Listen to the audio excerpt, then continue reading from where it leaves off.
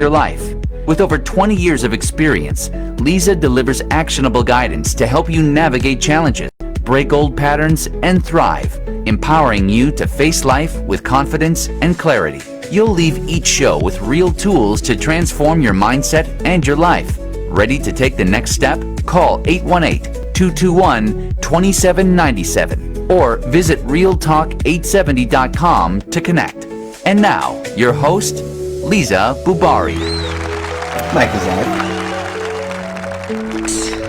Greetings, and welcome to Real Talk with Liza. It's so good to be here with you, isn't it?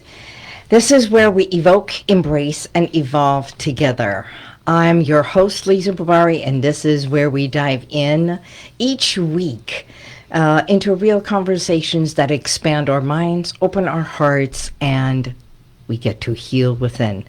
Tonight, I have someone truly special joining me, and I'm smiling because he's sitting right here next to me. And if you're tuning in, settle in, because this story is one of resilience, creativity, and living fully, even through life's greatest challenges.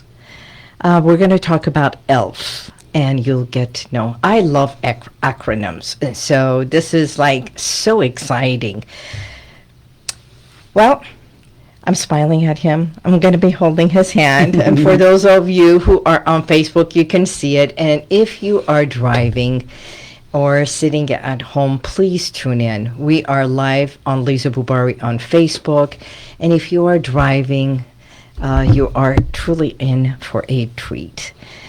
So I'm excited and honored to introduce you to Justin Sandler. Justin is a director, actor, professional drummer, cancer survivor, author, and inspirational speaker. Together with his wife, Mary Lou Sandler, which I've known both of you for at least over a decade, if not more, right? More. Yeah, I know. Yeah, more. They own 3 Cube Studios and share their home with 8 adopted rescue cats and 1 rescue dog. Justin's creative career is extraordinary. From directing and producing cable TV in Chicago to creating commercials for ABC and Fox in Palm Springs, and building a life in Los Angeles as a professional actor, filmmaker, and touring musician. Drum roll.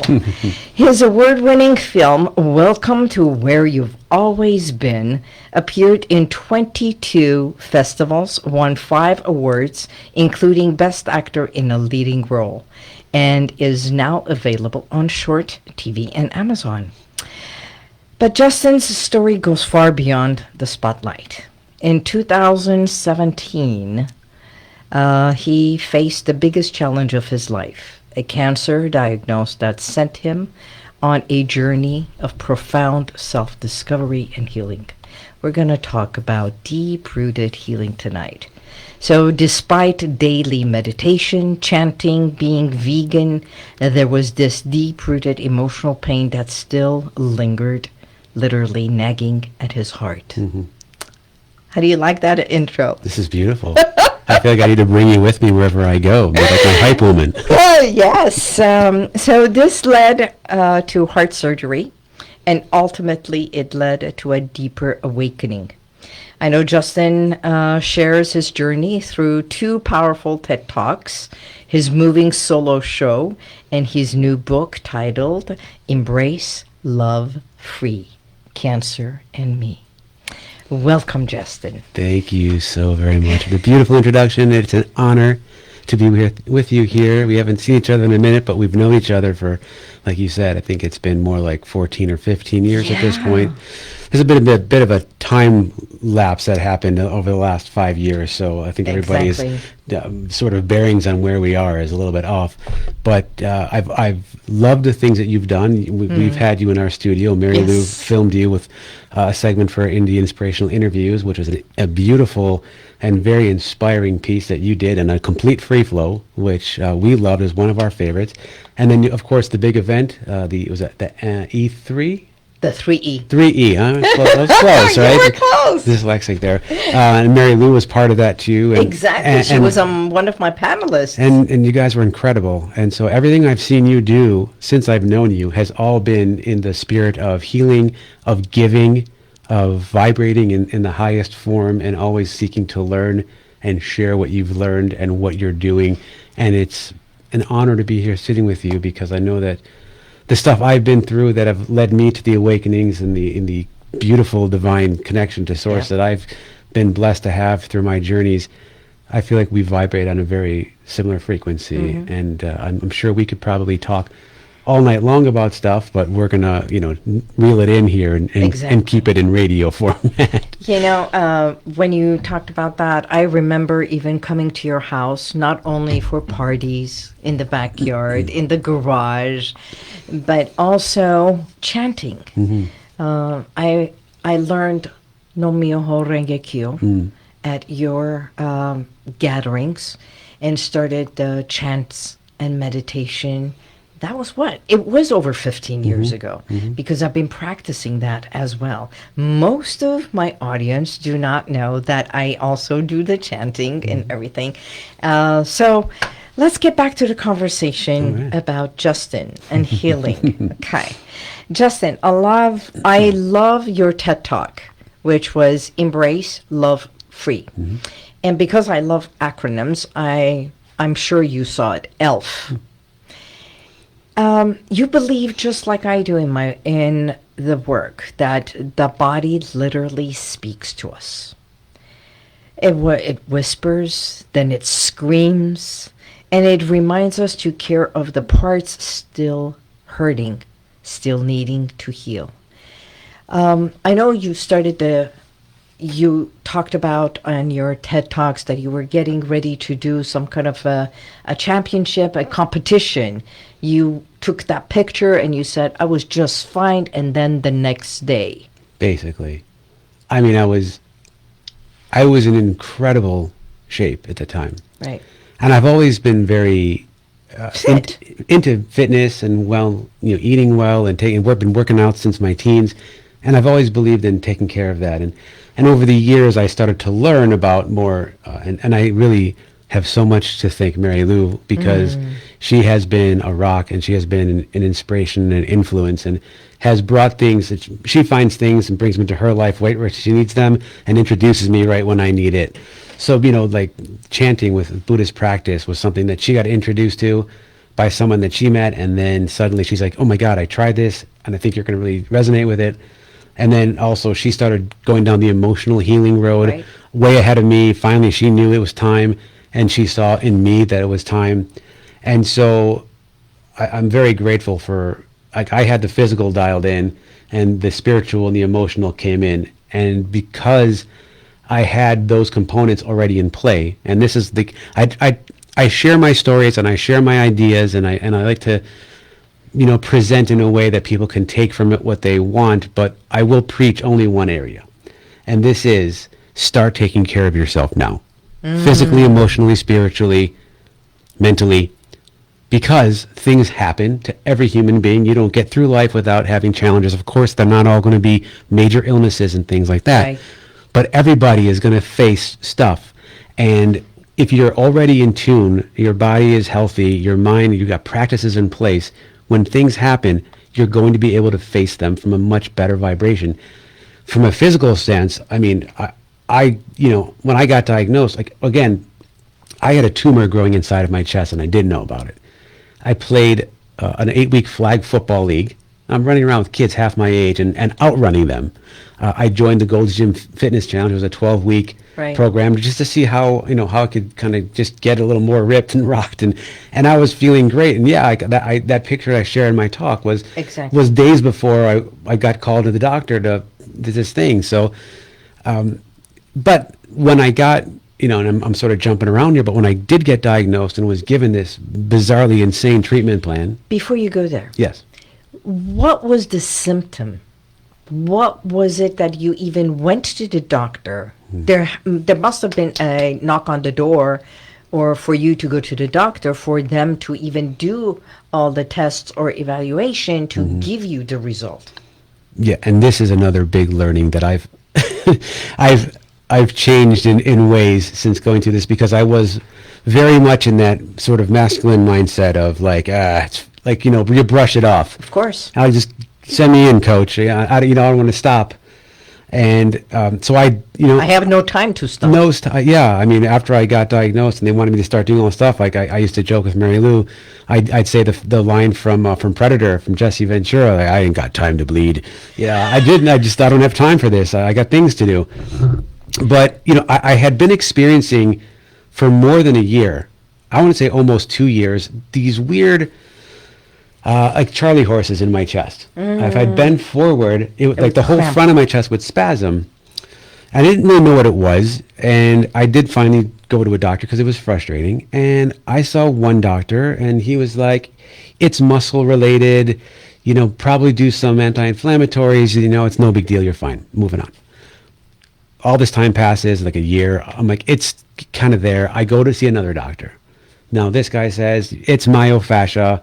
You're going to do physical therapy. This is the best thing to do. There's tightness in your chest. The myofascia, that's all it is. Fast forward, it's still not going away. And then I go see another doctor, a woman, Dr. Janice Rabato over at UCLA.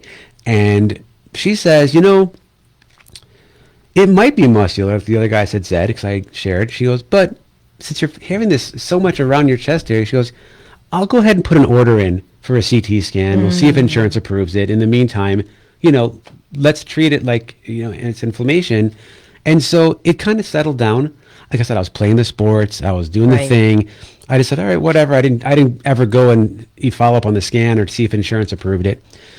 Now it's April 2017. And Mary Lou and I are going to pick up a new sofa for our studio, and I wake up feeling incredibly sick. And as the day goes on, I can't even drive. I'm laying in the back of the car, and it feels like I've got the worst flu of my life. By the time we got home, I had 102.3 fever. I was shaking, aching, my head, everything was. We had a shoot that night on location, and I couldn't accompany her. She had to go by herself and get the shoot done. And this didn't break for 3 days. 1 minute. By day 2, I felt a heavy pressure on my chest, like someone was kneeling on my chest, and I couldn't breathe. After a few more days, it started to subside a little bit. And I'm like, I'll be fine.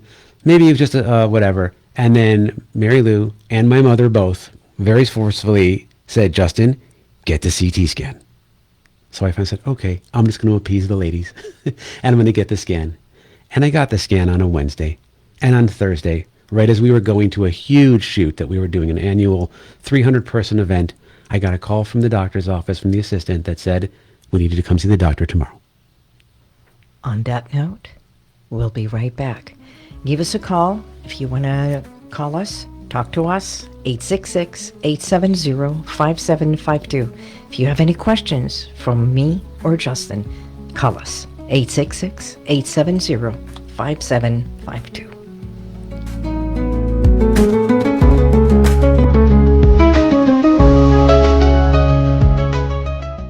Is something weighing on your heart? A decision, a fear, or a challenge you can't shake? Let's talk about it, because your story matters. Join me Sundays at 10 p.m. for Real Talk with Liza, where we evoke, embrace, and evolve, one conversation at a time. Our phone lines are open. Call in now at 866-870-5752, and let's have a conversation. Now back to Real Talk with Liza. Mike's alive. We are back. You got the CT scan. And the cliffhanger. We need to see you in the office tomorrow. That was stressful. It was hard to get through the shoot that night. We had to wait for almost 24 hours before I went in there to see the doctor. And she basically just said, I don't know what's going on, but there's a mass in your heart, in your chest. It's stuck to your heart. We can see that. It looks like it's almost about 13 centimeters from what we can tell, but that's about it. There's something going on. We've referred you to this top cardiothoracic surgeon down at UCLA. And you're meeting with him Monday at 8 a.m. So now I had the entire weekend to think about it. and get through. And we had a huge event at our studio and a lot to do. And I had to just sort of deal with this weekend of, okay, I have no idea what's going on. I got to wait all the way till Monday morning. So I go in, I see him Monday right away. I mean, I'm going into the basement at UCLA, the 200 building. And right when I walk in, it says like cancer center. I'm like, what? Like it's all these things are just already like shocked. And now I'm in this little room with Mary Lou, and I don't know what's going on. I'm feeling very stressed out. And he walks in and he says, basically right off the bat, I fear that it may be cancer. And I was like, whoa, like cancer, like no, that wasn't part of the deal right now. And he's like, well, we're going to do a lot of tests and figure out what's going on because we can't treat you until we know what it is. Right. And then he ordered up 2 weeks worth of testing and I'm running around all over Los Angeles, the different facilities, PET scans, CT scans, X-rays, blood work. They had it. I mean, because of the whole works, because of the location of it too. There's in men, there's something like this. Could be like a lymphoma. It could be a testicular cancer because that manifests in other parts of the body. So that they thoroughly examined the testicles as well, which was just a bizarre experience. But you got to go through all the medical stuff. So. I know you talked about the type of a cancer this was. Yeah. Germ cell. Germ cells. Yeah. And I even had a punch biopsy right through to pull a piece out. And that surgeon even thought it was lymphoma. But no, it turned out to be what's called a germ cell tumor. And it is related to testicular cancer. Or ovarian. Right, exactly. It's reproductive cells. Germ is kind of short for germinate. Right. So, and the easiest way to explain how something, this is a cancer, and which is weird when people wanted to start giving me all the treatments and all the things to do. It's like, you don't understand. We're not treating your typical environmentally caused cancer. This is something that was when I was an embryo, not scaled to size, but small, squiggle. You've got a brain, a little line called the primitive streak, and then the gonad. And one of the first and fastest growing cells that drops is your germ cells. All human beings have them. They move down that primitive streak. They go in the gonad. They decide if you're male or female. They start to go under meiotic cell division, and then they create all your building blocks for the future egg or sperm. Okay. Very rare, but it happens that one of those cells gets stuck somewhere along the road and never turns on. And that's why it can be in the brain, right where it left, the chest, or the abdomen. Mine was in the front of the chest, called mediastinal. My chest wall grew around it, and it laid there dormant for most of my life. And then something woke it up one day, and it wasn't where it was supposed to be, so it couldn't do what it was supposed to do. And then this little lonely cell that just wanted to do its job, which is why I'm never mad at it, because it was just a cell trying to do its job and survive, and now it was awake. Didn't matter, it was 42 years later. There it was. It was going, and it was growing, and because it's such a fast reproducing cell, it was multiplying so rapidly that after the 2 weeks of testing, and we got back, and then the doctor came in to give me the diagnosis, germ cell tumor. It had already grown to 14 centimeters, and they gave me this treatment plan that involved 3 types of chemo, 24 hours a day for a week at a time, living in the hospital, to do 1 week on, 2 weeks off, keep doing it over and over again until the cells show that they're dead, because this type of tumor doesn't melt away like a lymphoma. It leaves behind a basically hardened fossil, and then you have to do a full open chest surgery to remove whatever's left. And I thought this was just crazy, and I didn't want to do chemo. I wanted to do alternative stuff. The reality was this type of tumor wouldn't probably react.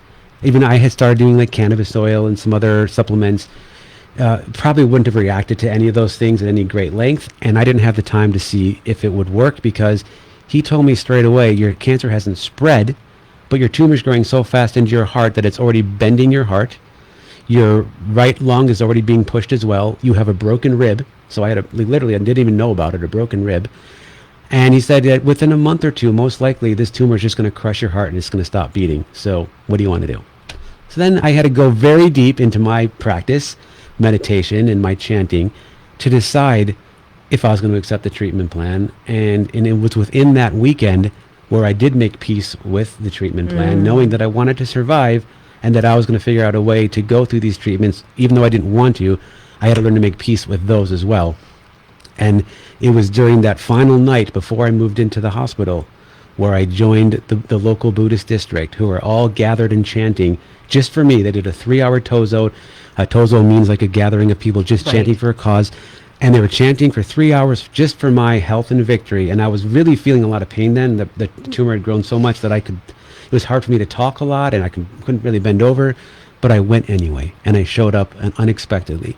And they sat me in the front of the room, and I heard all the voices around me. Yeah, I saw all the voices chanting around me. I could feel it.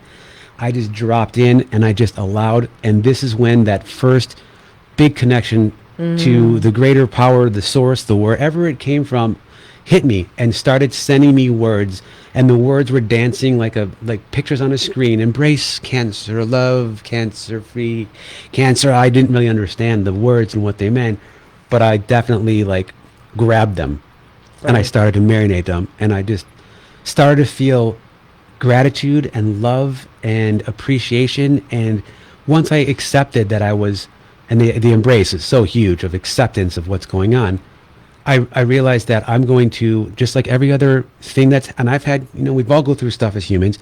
I've definitely had my share of overcoming obstacles throughout my life. But one thing I will say about me is that I have always looked for the silver lining, and I've always taken those things to turn them into something bigger, more powerful. And this to me seemed like the biggest chance to do the biggest growth and change in my life. Right. And see where we could go with it. Amazing. I too had 2 ovarian cancer cysts. The first one was 9.2 centimeters. The second one was 8.4. And the third one was already growing rapidly, germ cells, that I broke down. I went to the office, and it was the HR director at the law firm that I was working at sent me to an acupuncturist, and it was the acupuncturist that referred me to a hypnotherapist. And it was the deep-rooted hypnotherapy work that helped me heal within, and I believed that I healed. And that was when it changed my life to do the work that I've been doing for 24 years. So, yes, I love the embrace. It's truly acceptance of what is right here, the reality. No more sugarcoating. No more sugar, right? I wasn't really big in sugar. I know. I am. I love my ice cream. So. But it's about taking yourself out of the space of denial. Yeah. Because we wanted to, I didn't want at first. I didn't want to be yourself with anything else anymore. Yeah, I'm like, I don't want, I don't want to have this. I have other things to do. But you can't push away what's there. You have to be like, it's there. I need to surrender. I need to surrender. Yeah. And I need to start speaking to this challenge and not about it. I need to get out of the victim space immediately and start saying, okay, I don't have to like what's happening, but it's there, and I need to accept and fully, like I said, embrace that this is going on. I have cancer. Like, just to say that and be like, I have cancer, and it's okay. And we're gonna go for it, and we're gonna work through this. And that is so important, because I don't think you can jump to the next phase until you've grounded yourself and landed in full surrender and acceptance of what the obstacle is that you're facing, and in my case, the cancer. Exactly. And that is, it's one of the workshops that I offer is Listen to Your Body Talk, is literally also talking to the body, embracing the body, not only from the dis-ease, but every single day. A lot of people have an issue even standing in front of the mirror and looking at themselves. And that is being disconnected with themselves until something like this knocks our door. So Mary Lou seems to have she is a pillar. Mm-hmm. How did she help carry this journey with you? And when did the two of you decide? We're going to go on a commercial, but think about this so you can answer. When did you decide to turn your journey into a documentary? Okay. And helping others? We'll be right back. If you have any questions, call 866-870-5752. The phone lines are open.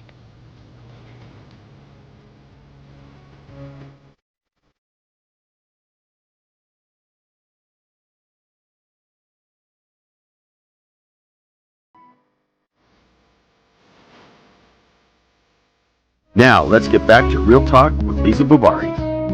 Mike is live.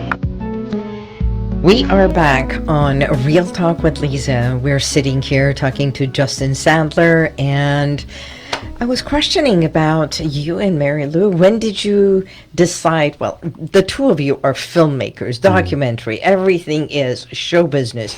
But when did it, the inspiration come in, or was it a decision, or did you say, Mary Lou, film it? No. Okay, so to talk about the movies, we're going to have to skip a lot of the story. So maybe in effort of... Go back to wherever you want. Yeah, in effort of not taking a lot of time, let me give you some bullet points to get us to that space.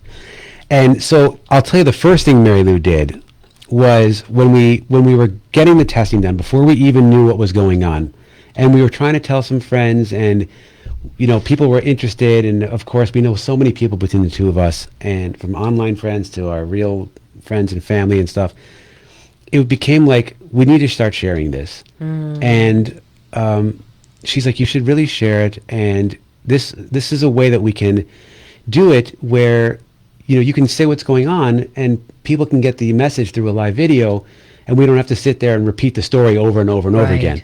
So we did a couple Facebook Lives, and just to say what was going on, and then by telling me the diagnosis, we were doing another one to say this is the diagnosis. And what started to happen is we started doing live videos, her and I together in some of them, and then me for, 80 of them. We did almost 100 total. And it just became not only a way to keep people posted on what was going on every step of the way, but it became a place for me to process things.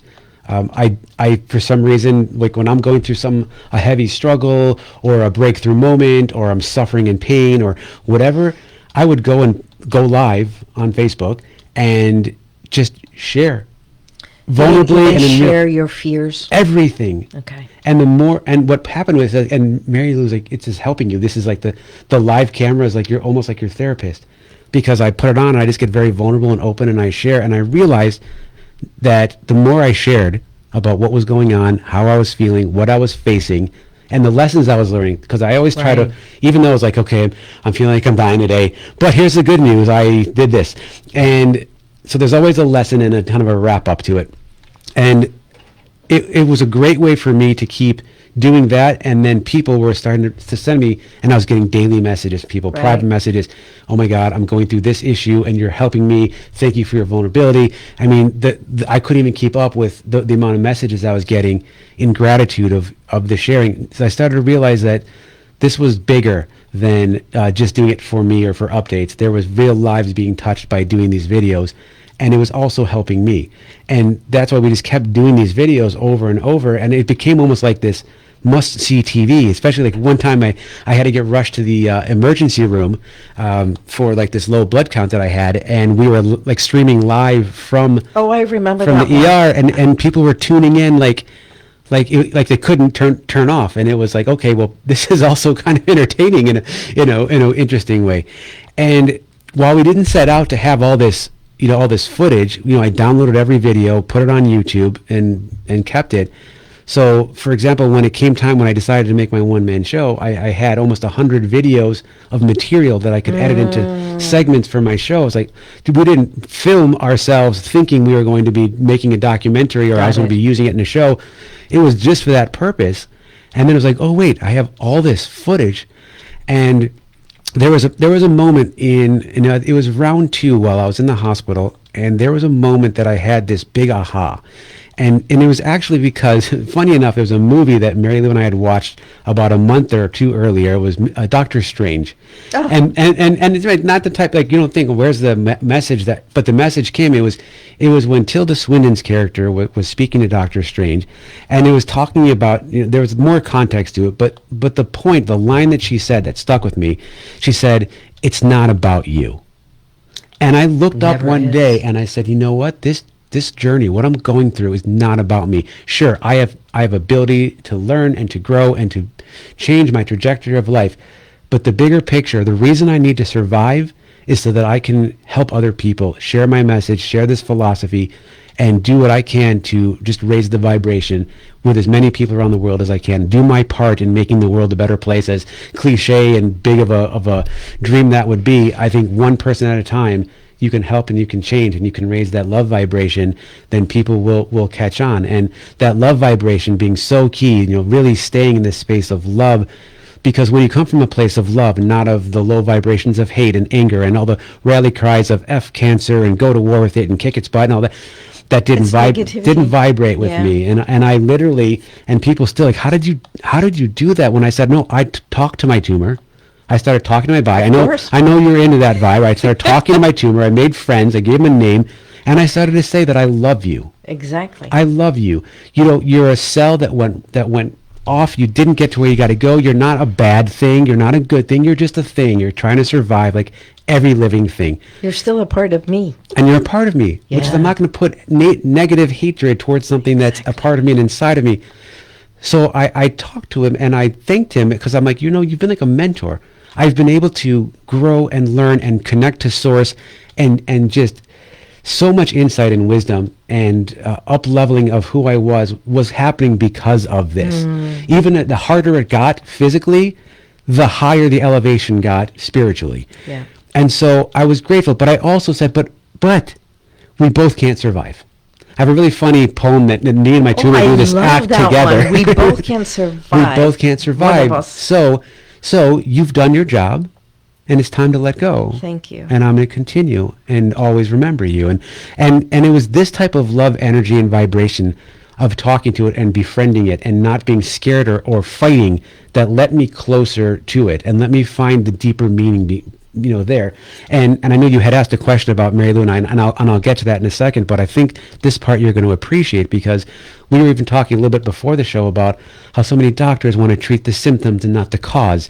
And while cancer, the tumor was, yes, the big physical obstacle that I had to overcome. Right. It was the moment that I realized, and this was, maybe around round 3, that there was something deeper that needed to be healed. And that was my emotionally closed heart. That I had lived since I was a little kid. I had shut my heart down, witnessing, my grandmother going through ALS, witnessing sadness within my family, witnessing just the troubles I had with school as the 11, 12, 13 range of development. And I just started to shut down and bury and swallow all my emotions. I wouldn't cry. I wouldn't show it.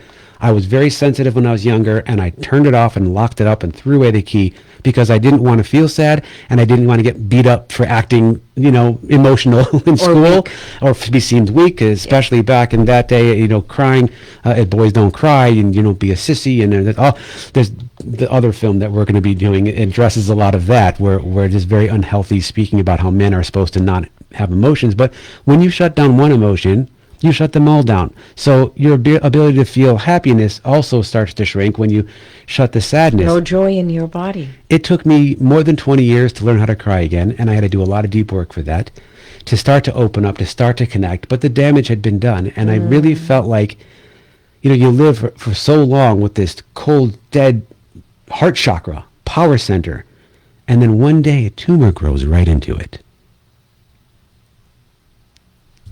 I felt like there was something deeper there. And that's when, and I think I'm still on this journey, even though I've gone a long way. I think there's still work to do.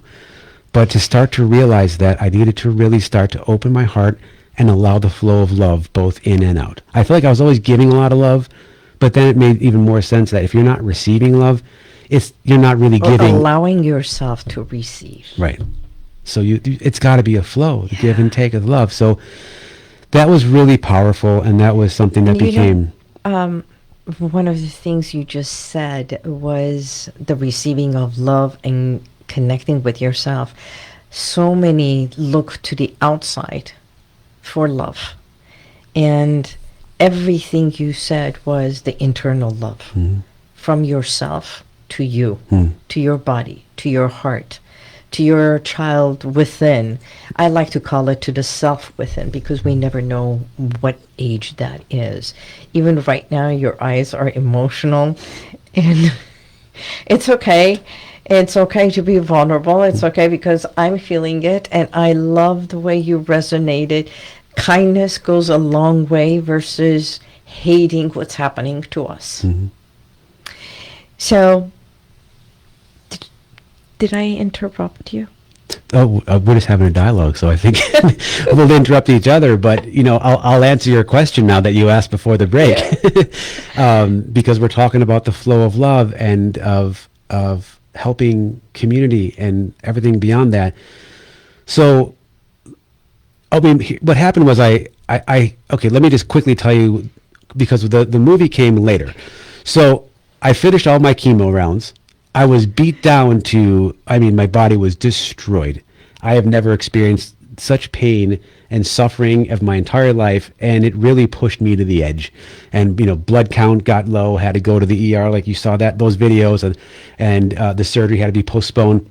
The bottom line is I had the massive open chest surgery. Right.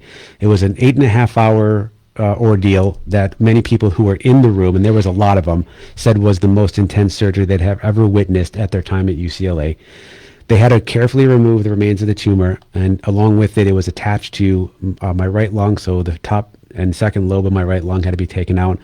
The whole inside wall of my heart's pericardial sac had to be removed and repaired with a material called Gore-Tex. The superior vena cava vein had to be taken out completely and rebuilt with bovine heart tissue. So I woke up part cow, which was a little shocking, and other things that were also done in there, and then, put me back together. And it was the week in the ICU was crazy. The chest tubes, the pain. I was already destroyed from the chemo, and now the surgery just took me to the edge. And I had no strength. I had no stamina. I couldn't walk more than a few steps at a time. And then it was really like, I even faced something a few weeks after I was out of the hospital where I got stuck in the middle of a staircase and I couldn't get the rest of the way up. And I was like, man, 5 months ago, I was racing down the football field, catching touchdowns, and now I can't walk up one flight of stairs. So it really put into perspective that surrender space where I just really had to be like, okay, well, here's where I am now, and where are we going to go with this? It's interesting when you said it, because I know it's also in your TED Talk that how Harvard research shows that early childhood trauma, whether it's neglect, abuse, violence, or even stresses like poverty or a parent's mental illness, can literally change our biology and speed up puberty, increase heart risk, and diabetes, even shorten life expectancy. It's profound. And I know you touched upon it, because here's the truth. Healing is never just physical. And you've gone through that journey to be where you are right now. And it's deeply emotional, it's spiritual. Because sometimes our greatest pain becomes our greatest teacher. And you are a testament for. I know so many who are going to be watching this or listening, they're saying, but I've been through it. And maybe they felt it. Maybe they did have the connection. I know you did a lot of alternative healing afterwards to heal yourself mentally, emotionally, spiritually, energetically. When we come back from the commercial, we're going to go on a commercial. Let's talk about that, and where do we go from here? Where does Justin go from here on? We'll be right back.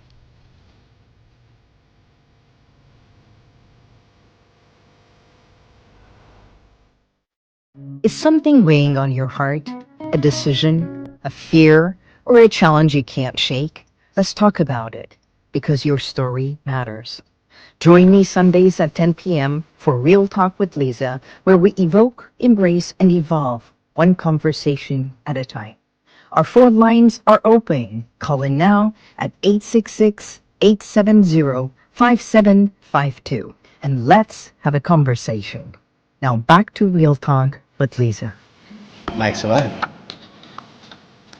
Welcome back to Real Talk with Liza. I'm sitting here with Justin. We're talking about mind, body, connection, our spirituality, our emotions, everything. It's like literally the work that I do, Heal Within, and coming to where we are. So what's next? Well, I mean, before we even go to what's what's next, because we were just talking about something off air that what I think was very profound, and I would like Harvard, to address sure. this. Well, not even the Harvard, Oh, but okay. but people who maybe are hearing our story, Right. and they say, "Well, I went through this challenge and I didn't get anything out of it," and the thing is, it's like, well, if you didn't know at the time, but you have to welcome that. You have to seek that.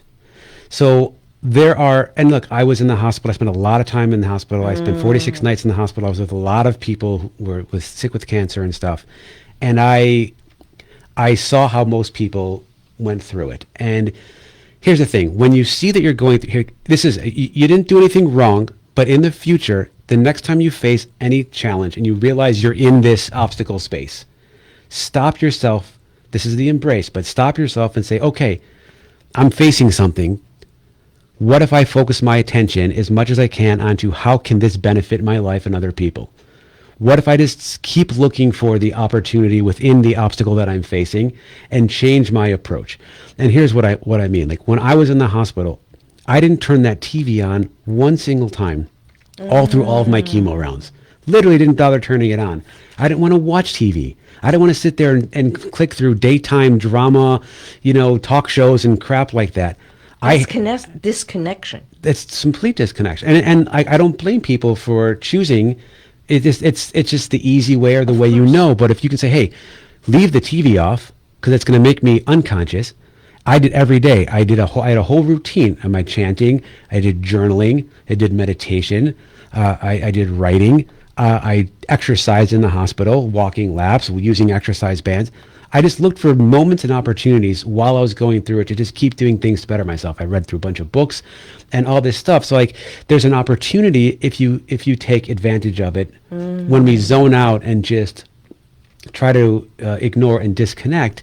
Look, if you got to do that, there's nothing wrong with also hey, I'm going to take a couple hours and watch a movie and relax. I'm not saying we can't do that. I'm saying is when you choose to disconnect all the time when you could be connecting, this is where it changes. And in these moments of seeking connection, this is when the ideas and the ahas and the how can I be better and how can I help someone else, the this is not about you moments.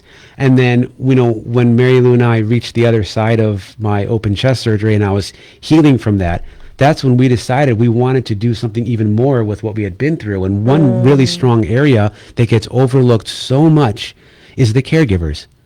Because everyone focuses on our journey as well. They would call Mary Lou and be like, hey, how's Justin? What does he need? And she's like, they don't stop and say, how are you? Exactly. Caregiver who's holding everything. Go through so much. And they're overlooked and they're we call them the unsung heroes. And because they're also overwhelmed. They're going through it. Yeah. Their own. All I had to do was, once I realized I didn't have to work, I just had to focus on me. I just had to focus on staying strong, eating what I could, staying healthy, staying positive, doing my thing. I didn't have to hold anything else. And that's where the caregivers really come in. And we decided we wanted to make a documentary film that was through the caregiver's eyes, so that it tells a cancer story and a journey, but it tells it with everything that we've been talking about, but then through the caregiver's experience, so that other caregivers out there can see this as hope, inspiration, knowledge, resources. What do we do? You're given a diagnosis and booklets, and what do we do? And so we wanted to make something that really resonated. And then caregivers sometimes they lose the person they're caring for. And what do you do then? And there's just so much to it that we said. So how did Mary Lou handle her overwhelm? What you were going through when she would come home? How? I know you have a lot of cats and lots of friends, lots of friends and everything. But how did she take care of herself? Well, here's the thing: for the most part, she didn't. I know, and that's why she got sick. When we had our community was huge.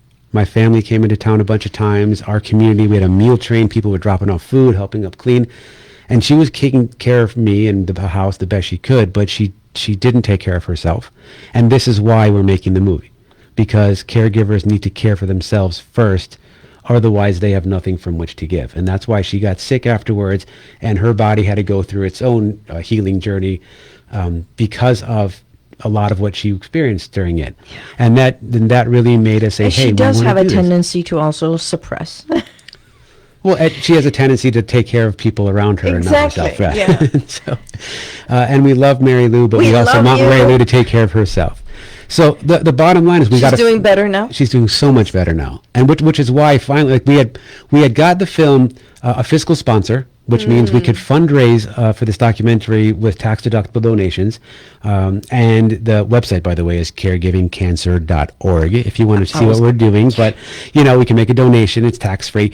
But the point is we started raising money. We started getting things together. And then she had a lot going on with her body and illnesses, and her knee. She blew out her knee and had to have knee surgery. And then we've got the weird vortex of 2020 through 23, whatever that was, where the world was shut down and nothing was happening. And so we just had to put everything sort of on hold. It was during that time that I turned my attention to writing my book. I got my book done during those years, and that was a blessing. And now that she's feeling much better and I'm feeling very strong and healthy, we did our first interview, and we've been editing a couple things, and now we're going to really start putting a lot of focus into really pulling the film together now that the timing is actually really right for us now, and we're off and running. And that's one of our passion projects that we really hope to share with the world soon. And you will. And I'll be more than happy to attend if it is going to be showing anywhere.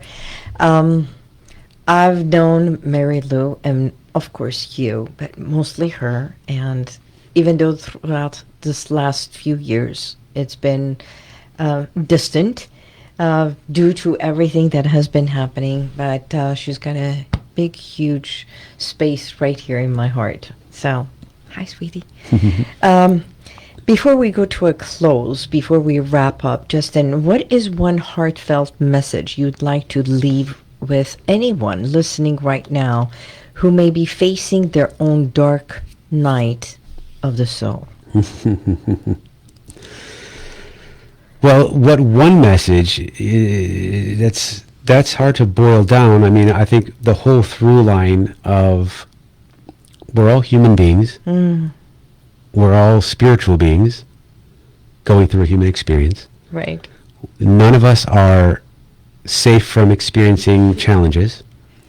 We all go through our dark nights. I have gone through multiple. I have gone through plenty of stuff that I've had to pull myself out of.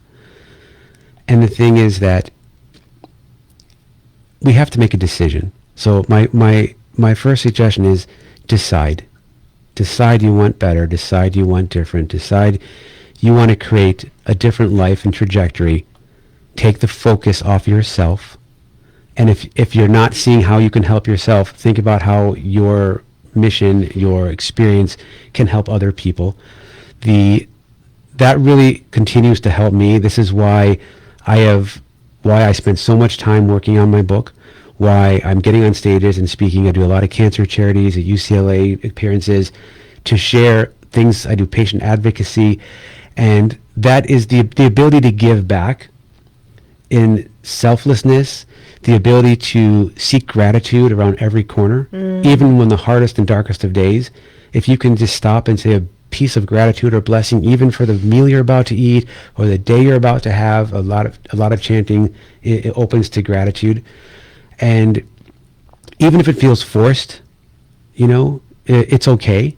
Even if you're not feeling it, it's okay. And it doesn't have to be perfect, and it doesn't have to be pretty, and it doesn't have to look like anything special.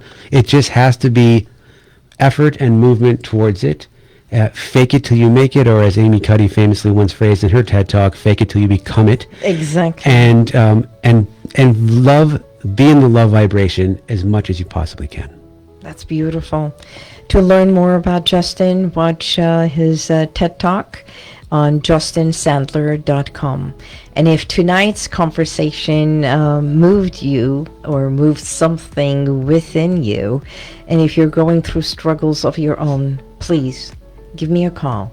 I'm Liza Boubari, and the name of my business is HealWithin. Until next time, may you walk with grace, discover clarity, and continue to evoke, embrace, and evolve. You know why? Because you matter. See you next week. Bye-bye.